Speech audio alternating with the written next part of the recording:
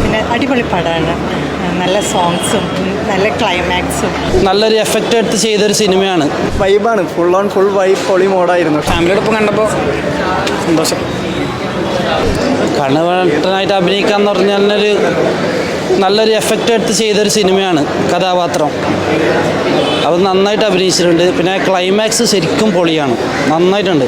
കാടിൻ്റെ കഥയാണ്, ഒരു കാട്ടിൽ നടക്കുന്ന സംഭവമാണ്, നന്നായിട്ടുണ്ട്. പിന്നെ സംവിധായക സാറിനെ എനിക്കറിയാം, രാജബാബു സാറ് ഇങ്ങനെ കഥാപാത്രം വെച്ചൊരു സിനിമ ചെയ്യാന്ന് പറഞ്ഞാൽ അതൊരു നല്ല കാര്യമാണ്, നന്നായിട്ടുണ്ട്.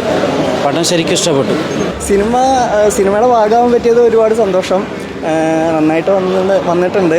പിന്നെ അതുപോലെ ഒരുപാട് എക്സൈറ്റഡ് ആണ്. കുറച്ച് കാലത്തെ കാത്തിരിപ്പിന് ശേഷമാണ് പടം വരുന്നത്.